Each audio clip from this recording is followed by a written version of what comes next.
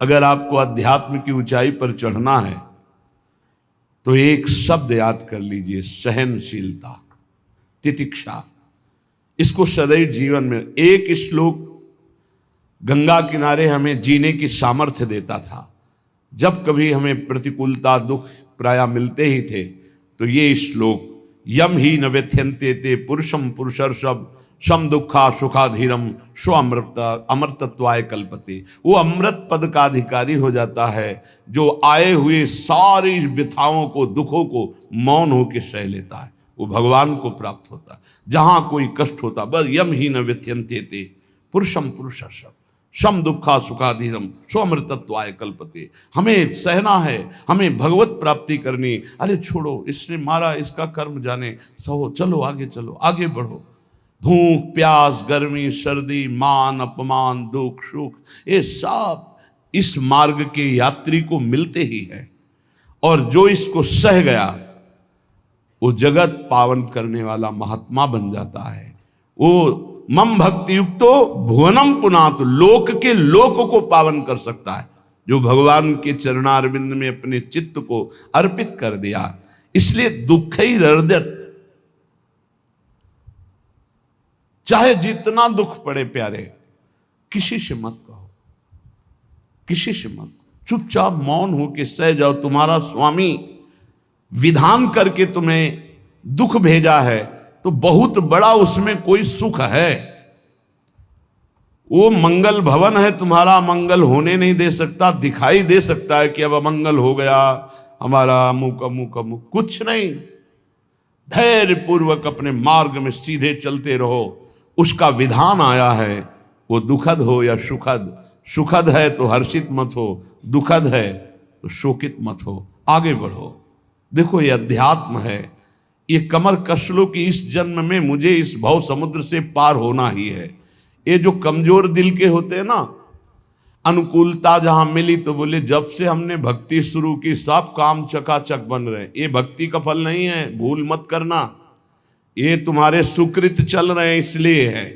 और जिस दिन दुष्कृत का फल आएगा उस दिन भक्ति करते हुए भी कदम रखना मुश्किल हो जाएगा, पग पग पर तुम्हें दुख मिलेगा। ये सिद्धांत को समझ लीजिए तो कभी आप निराश नहीं होंगे, शूरवीर होकर आगे बढ़ते रहेंगे। जो हमारी भक्ति ये नई फसल है और इस फसल की जो आनंद वृत्ति है वो भगवदानंद है, ज्ञानानंद है, अखंडानंद है, प्रेमानंद है। वो ये भोगानंद नहीं है, विषयानंद नहीं कि भगवान की बड़ी कृपा जो चाहो वो भोग मिल गए।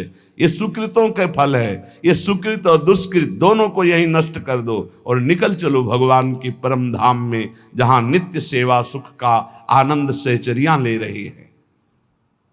श्रीपाद कह रहे, संतर्जयस ताड़यन, कोई मुझे बहुत डांटे भर्त्सना करे और ताड़यन पिटाई भी कर दे, मुझे कुछ कभी शिकायत नहीं करनी प्रभु से। देख रहे हैं ना, वो उन्होंने विधान किया है ना कि इसको पीटो, तो हम चुपचाप पीट लेंगे, किसी से नहीं कहना। रहीमन मन की मन व्यथा रखिए मन में गोए, सुनिठ ले हैं लोग सब बांटने। इसीलिए असंगो हम, असंग किससे कहें अपने दुख सुख की बात। अपना दिल तो दिलवर को दे दिया, जो बीते सो दिल तो उनके पास है, वो तो जाने दुख सुख की बात, हम क्या जाने। हम तो बस आपके हैं। मौन, अपने विषय में न सुख की बात करे न दुख की, मौन। बात करे तो प्रभु की करे, नहीं तो मौन।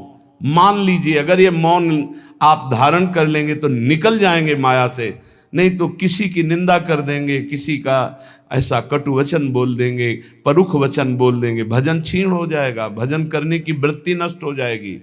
सैकड़ों लोगों के प्रश्न है कि पहले भजन अच्छा होता था अब नहीं होता। उसमें दो बातें होती है, एक तो भजन की ऐसी भूख बढ़ गई है कि अब उतने भजन से नहीं और भजन होना चाहिए। ये उत्तम महापुरुषों की कृपा पात्र भक्तों की वृत्ति होती है। और एक होता है कि आपसे वैष्णव अपराध बन गया, कुसंग हो गया, इस कारण से ऐसा। अगर आपके हृदय में कोई दोष वृत्ति नहीं हो, फिर भजन में ऐसा लगता है कि मेरे से बहुत कम भजन होता है, वैसा भजन नहीं होता जैसा होना। ऐसा बड़े बड़े महापुरुषों को भी अनुभव होता है। ये कोई निंदनीय बात नहीं है, वंदनीय बात है।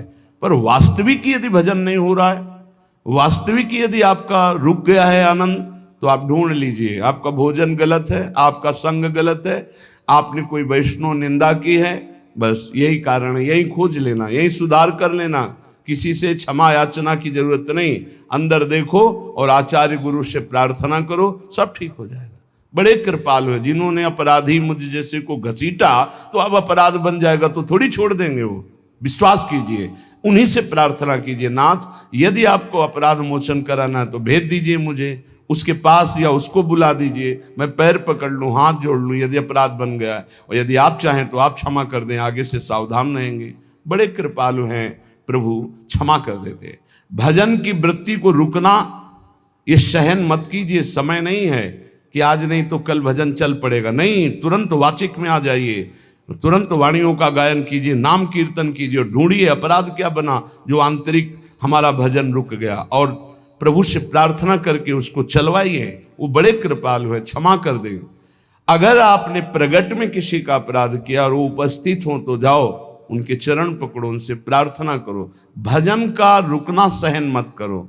बहुत कठिन है भजन करके भगवत प्राप्ति करना। वो हमारे अंदर सरलता पूर्वक भजन चल रहा, उसको बचाओ। किसी की निंदा मत करना, किसी की अवहेलना मत करना। तुम्हारी कोई निंदा करे, तुम्हारी अवहेलना करे, सह जाना, कह रहे हैं, इसमें कह रहे संतर्जय ताड़यन बंधनन। यदि वो कहीं मुझे बांध दें, मैं बंधना में स्वीकार कर लूंगा। ऐसा भक्तों को कोई बांधता है क्या? हाँ, बांध देते हैं। तितिक्ष ब्राह्मण की कथा में पढ़िए, उसको बांध दिया। एक सखी बहुत भजनानंदी थी, उसके परिवार के लोग रोज उसे पीटते थे और उसे बांध देते थे। सखूबाई नाम उसका सखी का था। एक सखी बहुत नागरीदास जी के संग में रहकर भजन की वृत्ति उच्च कोटि की सीखी थी, भागमती बाई। उनके पति ही उनके ऊपर सैया लगाकर नवीन रानी के साथ बैठते हुए सब पिटाई करते, इतना कष्ट देते, पर वो उच्च कोटि की ऐसी महान वक्ता, परम सिद्ध बरसाने के जो वास करने वाले अपने नागरीदास जी थे, हरिवंश महाप्रभु के शरणागत, उनके सत्संग से ऐसी उच्च कोटि की दशा प्राप्त हुई, उसे कोई फर्क नहीं पड़ा। उसके कष्ट देने के लिए उसके ऊपर सैया लगाते, राजा थे, और नवीन रानी के साथ उसके ऊपर बैठते, उपद्रव करते, मारते, पीटते, लेकिन वो सम रहती। संतर्जयस ताड़यन बंधनन, शांत। वो देख रहा है, बस तुमको यही सोचना, वो देख रहा है, मेरा स्वामी देख रहा है। वो देखते हुए मौन है ना, वो चाह रहा है ना, तो तेरा किया मीठा लागे। बस बात समझ लो, इतना तो बहुत बड़ी वस्तु प्राप्त होगी, बहुत बड़ी।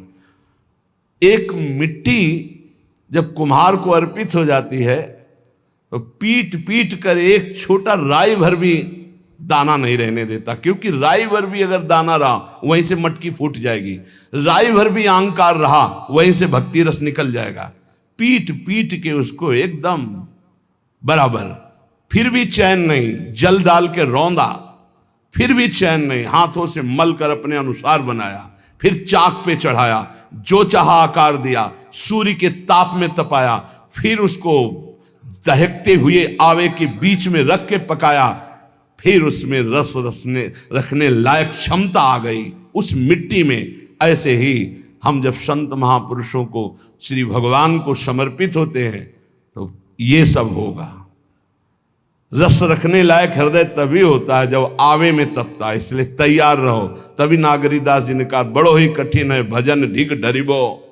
एक सूरवीर योद्धा की तरह जैसे उसके अंग घाव से युक्त होते हैं, वो कदम पीछे नहीं आगे ही बढ़ाता है, ऐसे भजनानंदी चाहिए। चाहे मुझे चोर कहा जाए, पतित कहा जाए, गाली दिया जाए, मुझे मारा जाए, बांध लिया जाए, तो भी मैं भगवान पर दोषारोपण नहीं करूंगा। मैं यही निश्चय करूंगा, प्रभु मेरे देख रहे हैं, जोई जोई प्यारो करे, सोई मोई भावे, उनका विधान परम मंगलमय है। अंतः क्लेश मतीव दुस्सह तरम प्राप्नोति नाना विधई। मुझे अंदर से भी बहुत पीड़ा दी जाए, काम पीड़ा, क्रोध पीड़ा, लोभ, बाहर से तो ये दिया जाए और अंदर से भी ये दिया जाए, तो भी हे प्रिया जो आपसे नहीं कहूंगा। प्रेम में कभी शिकवा शिकायत नहीं होती, ना इष्ट से और अपने प्रीतम के विधान से दिए हुए कष्ट को हम दूसरे से कह दें? धिक्कार है हमारी प्रीति को।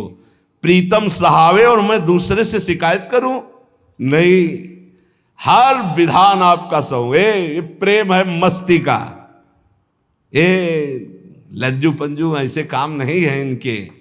ये तो देखते हैं पैर धर के, अगर गर्म लगा तो हटा लेंगे, मत रखना गर्म ही गर्म है। और छाती मजबूत करके कि आग पे चलूंगा तो पैर रखोगे तो चंदन हो जाएगा आग में भी।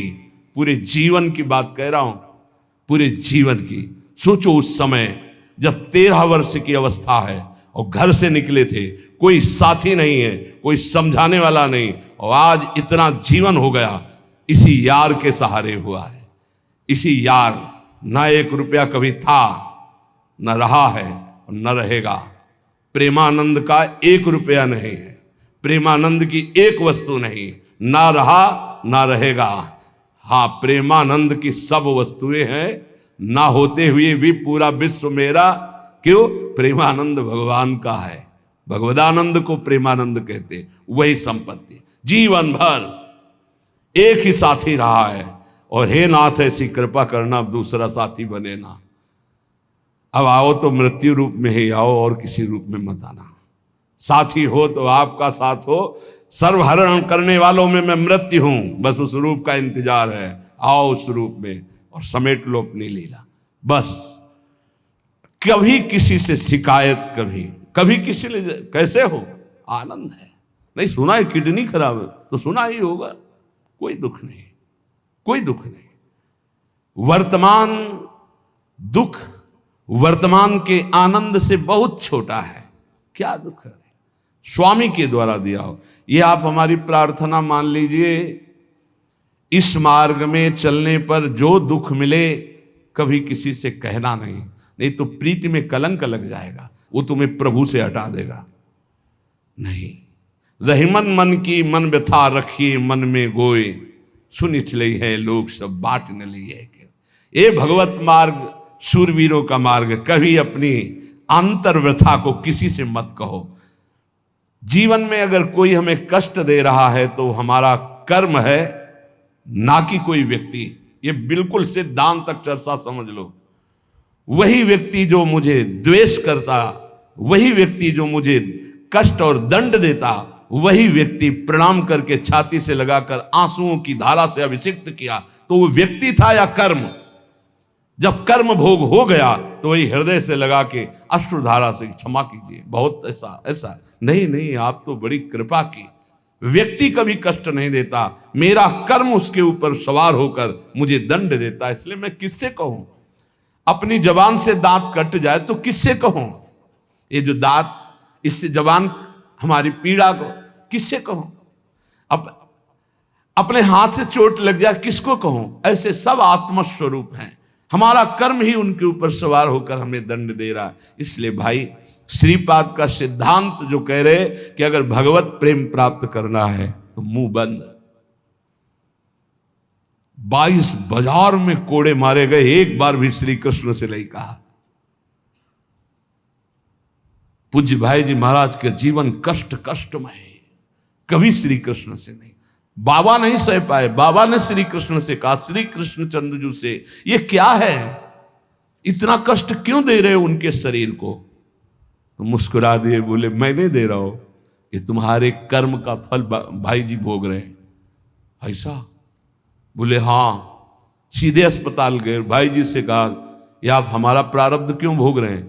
तो कहा, आज ये कौन सा खेल रच रहे हो बाबा, क्या बात कर रहे हो? जीव का अपना कर्म भोगना होता है, किसी और का निजीकृत कर्म भोग? तो उनका, आप हमको बहका नहीं सकते, हमें परम तत्व से पता चला है कि आप हमारे कर्म। तो हंस दिए भाई जी और बोले, देखो हमें कोई फर्क नहीं पड़ता, आपको फर्क पड़ जाता।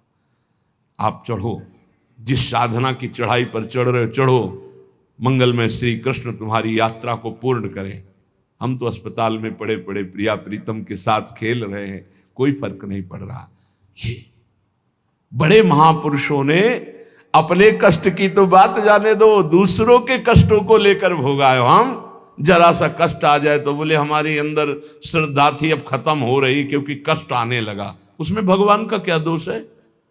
वो तो बड़े कृपालु हैं कि ऐसे पापात्मा होने पर भी मुझे महात्माओं का संग दिया, धाम का वास दे रहे, नाम जपवा रहे। अब हमारे पूर्व प्रारब्ध हमें कष्ट दे रहे हैं, इस समय भी वो हमें दुलार कर रहे हैं। जीव समझता नहीं, केवल दोषारोपण भगवान और भगवत मार्ग पर कर देता है। इसलिए उपासक को अंतः क्लेश मति व दुस्सहतरम, ये जो आप काम क्रोध से जल रहे हो ना, ये तपस्या है, इसका बहुत बड़ा लाभ मिलेगा। और अगर भोग रहे हो ना, गिर रहे हो, पतित हो रहे हो,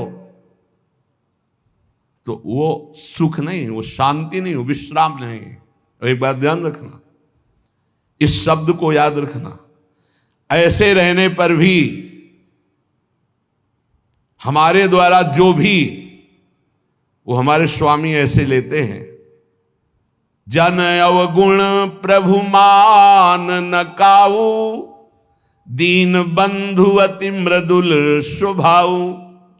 कल शाम के पूज्य परमहंस राम मंगल दास जी की वाणी का चिंतन हो रहा था, उसमें कह रहे हैं कि जो 30 मिनट भगवान नाम कीर्तन कर लेता, मेरी बात पर विश्वास रखना, हो उसको भगवत प्राप्ति होगी। 24 घंटे में 30 मिनट नाम कीर्तन कर लेता है और अन्य समय विस्मरण रखता है, तो 30 मिनट का नाम कीर्तन उसे भगवत प्राप्ति करा देगा। तुम्हें जो पाठ प्रिय हो, 30 मिनट पाठ कर लोगे, भगवत प्राप्ति हो जाए, कर लो। और बहुत पहुंचे हुए महापुरुष जिनके चरणों में अपार श्रद्धा है, आप लोग तो रात दिन लगे, आपको भगवत प्राप्ति नहीं होगी। चूक हो जाएगी तो जन अवगुण प्रभु मान न काऊ, दीन बंधु अति मृदुल स्वभाव। अग्नि की ज्वाला के समीप रुई का पहाड़ कितनी देर टिकेगा, कितनी देर टिकेगा, उसके ताप में झुलस जाएगा। ये अग्नि की ज्वाला है भगवान नाम कीर्तन, भगवत यश गुणगान। तो जैसे किसी को लगे कि वो नाम जब भी करता है वो रुचि पूर्वक पाप करता है, असंभव। नाम जापक रुचि पूर्वक पाप कर ही नहीं सकता, उसका हृदय जलेगा पक्का। आप जप करके देख लीजिए, आप जप कीजिए नाम, और फिर आपसे पाप जब बनेगा तो आप फिर हालत अपनी देख लीजिएगा, बार बार हृदय जलेगा, नहीं नहीं नहीं। तो एक दिन वो नहीं सिद्ध हो जाएगा और आप निर्विकार हो जाएंगे। इसलिए अंतः क्लेश, अगर बुद्धि मति वो अति अंदर क्लेश आ रहा है, कभी काम आ रहा है, कभी क्रोध आ रहा है, कभी लोभ आ रहा है, कभी मोह आ रहा है, ये आता रहेगा जब तक भगवत साक्षात्कार नहीं होगा। ऐसा मत समझो कि 2-4 महीने जप करेंगे तो हम सिद्ध हो जाएंगे, ये आता रहेगा। ये बहुत भागवतिक शक्ति से संपन्न है विकार, कोई साधारण नहीं है कि तुम माला जपोगे वो नहीं आएगा, माला जपते समय ही आएगा वो। ये भागवतिक शक्ति से संपन्न, काम क्रोध लोभ मोह तब त्रिभुवन को परास्त कर रहे हैं। ये भगवान के पावर से शक्तिमान है। तुम्हारा अहंकार जब गलित हो जाएगा तो इनका आना ही बंद हो जाएगा। जब तक अहंकार रहेगा तब तक ये आते रहेंगे। तो जो तुम्हारे अंदर जलन हो रही, मत कहो किसी से, सह जाओ, यही तपस्या हो जाएगी, यही भगवान की प्राप्ति का हेतु हो जाएगा। प्रभु के लिए थोड़ा कष्ट सहकर आप आगे बढ़कर देखिए वो कितना आपको प्यार देते हैं। यही कष्ट सहना है, आंतरिक विकारों को सहना, बाहरी प्रहारों को सहना, कभी किसी से ना कहना, ये भक्तों का स्वभाव। मौन, इसीलिए वाणी से मौन, कुछ ना बोलना। हमने एक संत भगवान को देखा, 22-23 वर्ष पहले वृंदावन में कच्चा मार्ग था, एक बोरा रखते थे ऐसे, पागलों जैसा भेष था। तो जब रात्रि के 11 बजे वापस यमुना किनारे से प्रसाद पा के यमुना किनारे गए, यमुना किनारे से जब लौटते थे तो उनको देखते थे अकेले वो बैठे रहते थे। उनकी मुद्रा देख के लगता था भगवदानंद में डूबे हुए हैं। नजदीक बैठे, बोरा उठाया, चल दिया। अम्मी पीछा छोड़ने वाले थे नहीं, पीछे तो उनका क्या बात है, क्यों पीछे हो? अब संत वेश हमारा भी तो मर्यादा से ही बोलेंगे। वो कुछ नहीं, केवल जानना चाहते हैं आपको। तो कालीदय की इधर एक तमाल का पेड़, जो श्वेत रंग का एक वृक्ष है, उसका मुझे नाम नहीं याद आ रहा, गूलर जैसा, और वो तमाल में लिपटा हुआ अब भी है। दाहिनी तरफ है ये जो खाली जगह पड़ी ऊंची, जो अपने दाहिनी तरफ बर्फ फैक्ट्री के आगे जाते हैं, उसी के नीचे बैठ गए। तो हमने पूछा आपकी स्थिति देखकर मुझे लगता है आप हर समय भगवदानंद में डूबे रहते हैं। बोले जब लगता है तो प्रश्न क्यों करते हो? हम कहा आपकी वेशभूषा देखकर। तो बोले जगत से बचने के लिए ये वेशभूषा है। एक बोराए से जैसे कोई बीनने वाले होते हैं, कबाड़ बीनने वाले, ऐसे बोराए से रखे थे, गमछा लगाए हुए थे, पूरा शरीर खुला, कोई साधु का वेश नहीं, कोई चिन्ह नहीं, और उनकी स्थिति भगवदानंद में थी। तो उनका ये किसके उपदेश, किस मार्ग के उपदेश, किस इष्ट की आराधना से आपको ऐसी स्थिति प्राप्त हुई? बोले प्रथम पूज्य श्री स्वामी राम सुखदास जी महाराज का सत्संग हुआ, इष्ट देव श्री कृष्ण, इष्ट ग्रंथ गीता, उसी की कृपा से मुझे ऐसा, मैं भारत के हर तीर्थों में वास करता हूँ, भ्रमण करता हूँ, असंग रहता हूँ, और यही वेशभूषा रहती है बड़ा अंदर से। तो भोजन प्रारब्धवशात जो सामने आ जाता है उसे पा लेता हूँ, नहीं आता भूखा रहता हूँ। तो कहा अगर हम मधुकरी ले आवें कभी आप जिससे तो पालेंगे? बोले दे देंगे तो पालेंगे। दूसरे दिन मधुकरी लेकर तो रोज हमारी उनके चरणों में श्रद्धा, क्योंकि उनका रहना और चिंतन दोनों, रहनी और चिंतन बड़ी प्रशंसनीय, जो वीतराग परमहंस हो गया अक्षर सा वैसे, कुछ पास नहीं, केवल बोरा, वो नाटक के लिए बोरा कि कोई समझे कबाड़ बिनने वाला, और एक गमछा ऐसे रंग बिरंगा, बस कुछ नहीं, कोई भागवतिक चिन्ह नहीं। एक दिन देखा वो पड़े मक्खियां भिन भिना रही, तो नजदीक गए, क्या होगा? कहा चुप जाओ। इनका आप बोलिए ना। बोले वमन और शौच दोनों हो रही है, शरीर बिगड़ गया है, तो हमका औषधि के लिए हम व्यवस्था, बोले इसलिए कह रहा हूँ आप बच जाइए।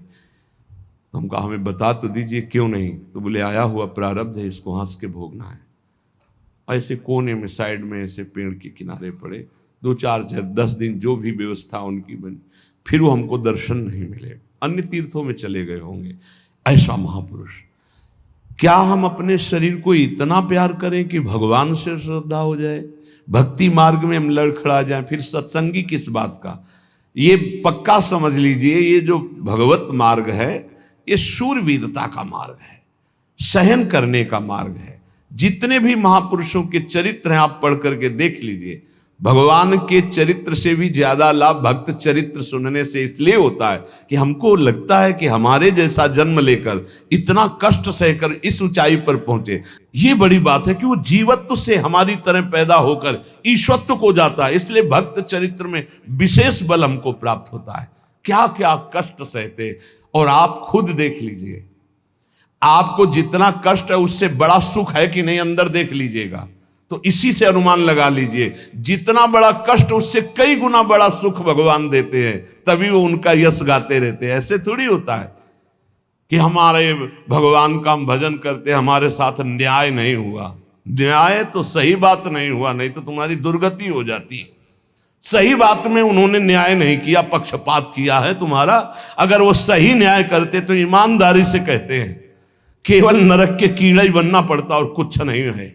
खूब देख लो, डबल चेहरा होता है, एक सामने का चेहरा देख रहे हो और एक एकांत का चेहरा होता है, डबल चेहरा होता है। और भगवान डबल रखो चाहे तिबल, सब देखते हैं। सब हम बैठे हुए देख लो ईमानदारी से वृंदावन की भूमि में, एक चेहरा है जय श्री राधे, और एक चेहरा है जो राक्षस है अंदर बैठा। देख लो, अंदर देख लो, बिल्कुल इस समय सीसी कैमरे में हो, अंदर देख लो, एक राक्षस बैठा है, और उस राक्षस ने जो जो करवाया आप लिखो रजिस्टर में, तुम्हें याद है जितना, और इसके बाद आप न्यायाधीश बनो, फिर आपकी क्या दुर्गति होती उसका।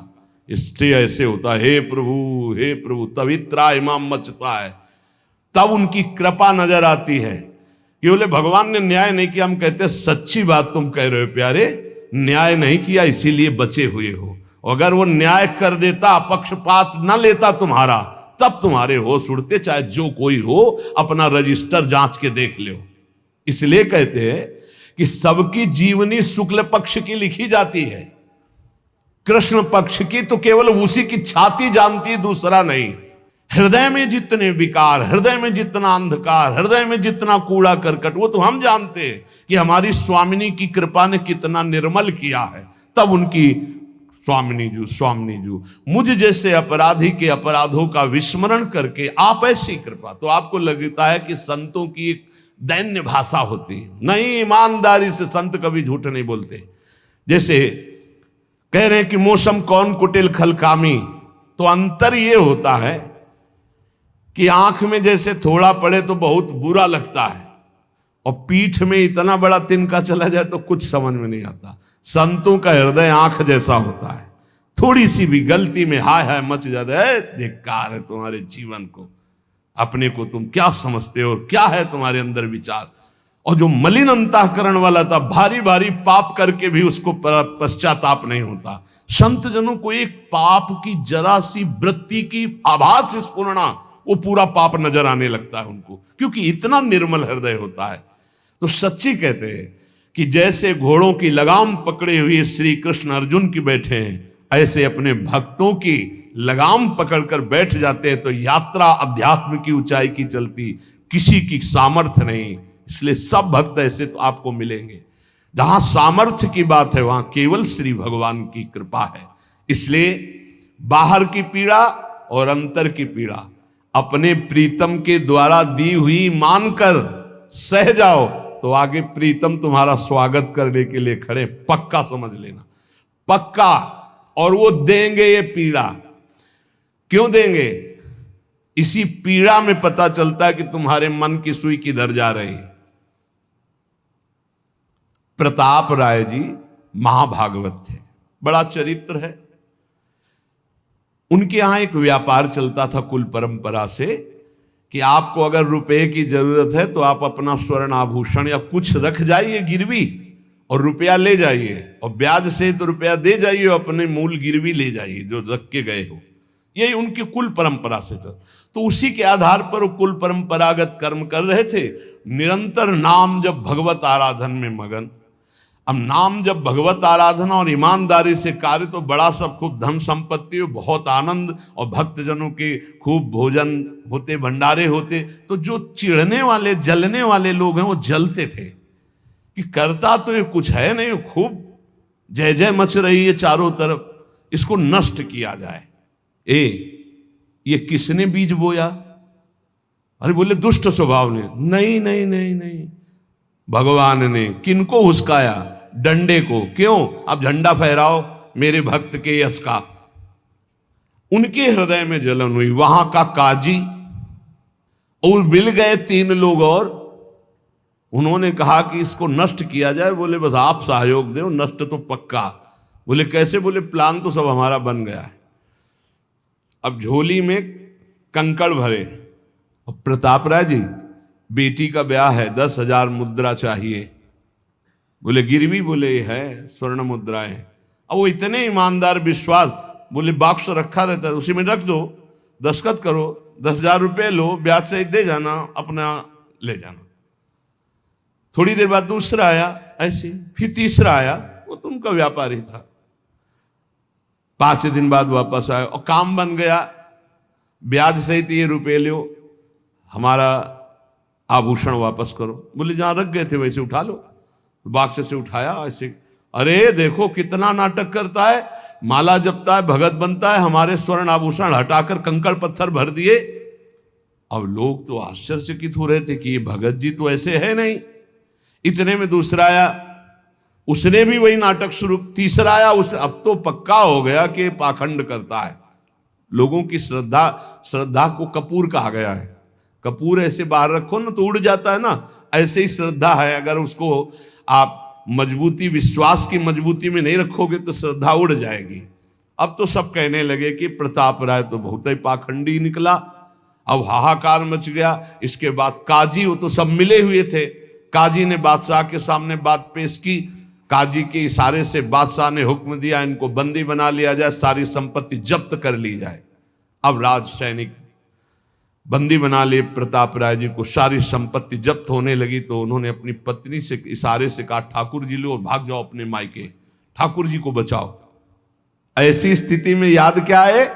ठाकुर जी को बचाओ, उनका भोग राग चलता रहेगा, हम तो जेल में कष्ट भोग लेंगे। ऐसा ही हुआ। वो पीछे की खिड़की से अपने ठाकुर जी को लेके सब तहस नहस हो गया। म्लेच्छ सेना साहब नष्ट भ्रष्ट कर दिया, बंदी बनाया, उनको ले गए, जेल में डाल दिया।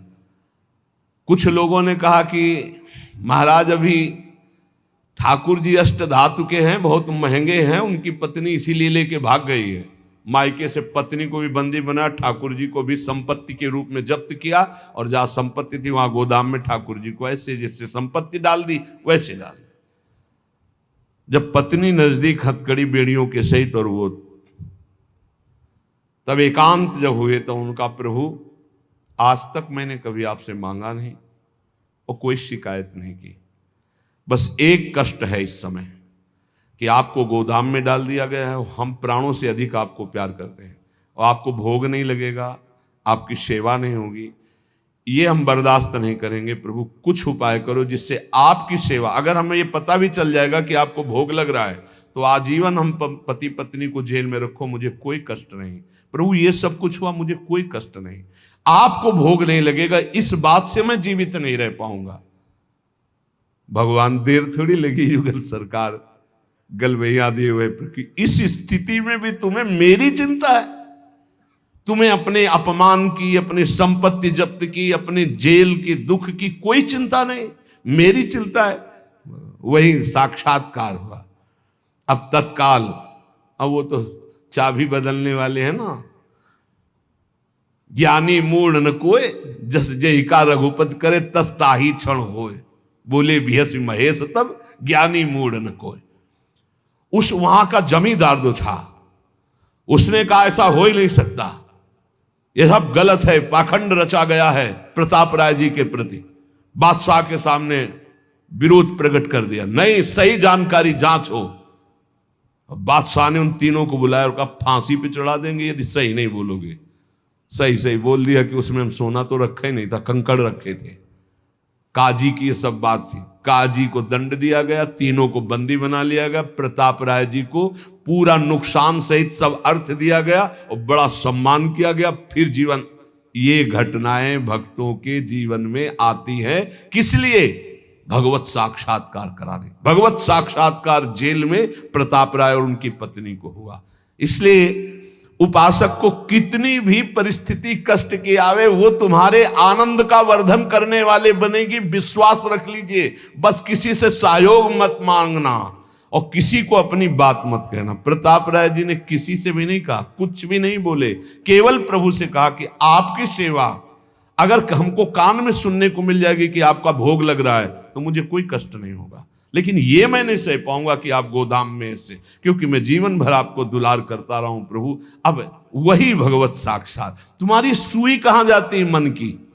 कष्ट की स्थिति में कोई मित्र, कोई रिश्ते नातेदार, कोई पावर काम आता है या भगवान की तरफ जाए? अगर भगवान की तरफ तो जीत गए, और अगर संसार की तरफ ऐसे भी मिलने में आप बिल्कुल फोन कर देना, हम तुम्हें अमर कर देंगे, नहीं फाड़ के फोन नंबर फेंक देना कि हम रखेंगे भी नहीं ऐसा नंबर। जब कोई नंबर नहीं होता तब हरि का नंबर लगता है।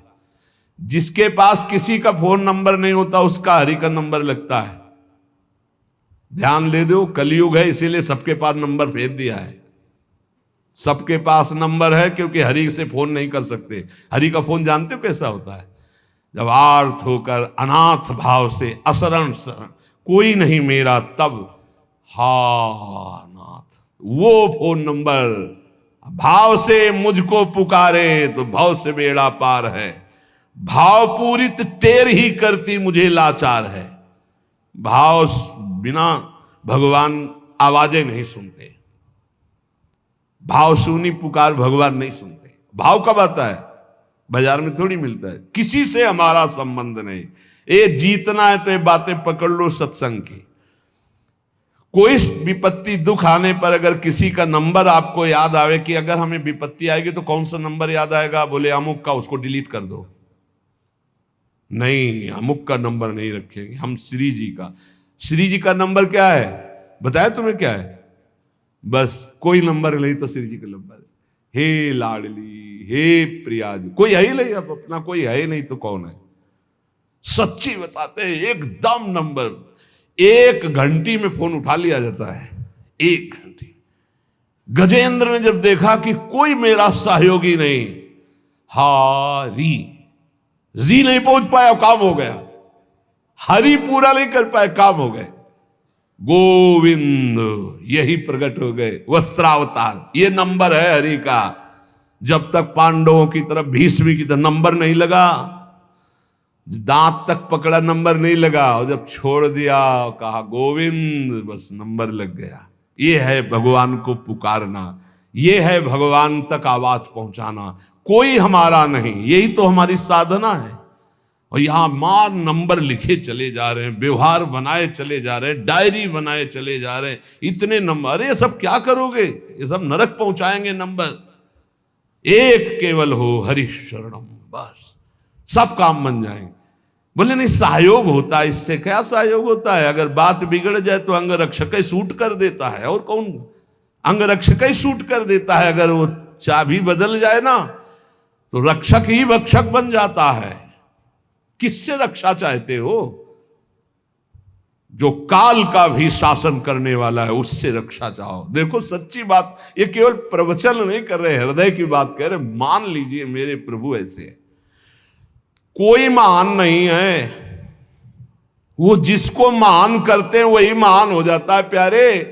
ऐसे हाथ हटा ले तो सब हान ही हान है, कोई महान ही नहीं है, महान नहीं। वो हटा ले तो बस उन्हीं से महान है। सच्ची कहते हैं, उन्हीं से बहाल है। दबी बात खुल जाए तो असलियत समझ में आ जाए। और वो जानते हैं, और वो जानते हुए हमें नमस्कार करवा रहे, प्रणाम करवा रहे, भोजन दिला। अरे जय बोलो उनकी। हमारे साथ भगवान ने क्या किया? अरे तुमने भगवान के साथ क्या किया? कितनी कृपा की भगवान ने। इतने अपराध का दंड जानते क्या होता है? पूरा जीवन बर्बाद हो जाए। और यहां पूरे जीवन अपराध कर रहे हैं, जीवन आबाद किए हुए हैं ऐसे प्रभु के प्रति। ये हम इसलिए कह रहे हैं, जो कहते हैं ना हमारी भगवान पर श्रद्धा नहीं रह गई, तो तुम्हारे ऊपर हमारी श्रद्धा नहीं रह गई। देखो ना कहां श्रद्धा लायक हो तुम, क्या हो तुम। ये हम असलियत कह रहे हैं। ऊपर से चिकना चुपड़ा, अंदर से सब गंदा होता है। भगवान बचावे, नहीं तो मना खष्टान इंद्रियाणी प्रकृति स्थान कर सती। दुर्गति वाले काम होते हैं, दुर्गति वाले। आप जो भी देख रहे हो केवल कृपा देख रहे हो। अगर वो कृपा हट जाए तो कुछ नहीं देखने लायक किसी में भी। जहां कहीं कुछ भी है, वो मति की रति गति भूति भलाई। जब जेहि जतन जहां जेहि पाई, सो जानो सत्संग प्रभाव। लोकहु वेद न आन उपाऊ। इसीलिए हम कहते हैं, ये मत कहो मुझे भगवान पे श्रद्धा नहीं रह गई। भगवान की इतनी कृपा है, हम कैसे तुम्हें बताएं। कृपा ही कृपा है कि वो न्याय ठीक से नहीं करते।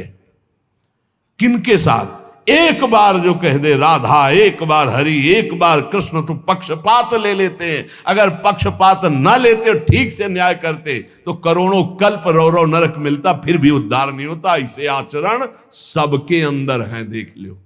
15 मिनट के अपराध से जीवन भर आपको भारत की जेल में सड़ना पड़ेगा। वो ऐसे कितने अपराध हैं उनका, जिनको तुम इस कानून से अनुमान लगा सकते हो। वैसे कितने अपराध किए, लेकिन स्वामी ने कभी एक चाटा नहीं लगने दिया, और निकाल करके आपको परम पद की तरफ ले जा रहे। कृपा नहीं दिखाई दे रही? तुम सत्संग, नाम जप, भगवत यश गायन, भगवत लीला, भगवत धाम, ये तुम्हारी साधना का फल है क्या? ये कृपा का फल है। तुम अपने को देखो और कृपा को देखो, तो यही बलिहारी जाएगी कि जासु कृपा नहीं कृपा आघाती। जिनकी कृपा कृपा करने से आघाती ही नहीं है। इसलिए अंतः क्लेशमति व दुस्सहतरम प्राप्नोति नाना विधि। नाना विधान से यदि अंतर बाहर कष्ट मिले तो चुपचाप सह जाना, राधा राधा राधा। आगे बढ़ोगे तो भगवत प्राप्ति हो जाए।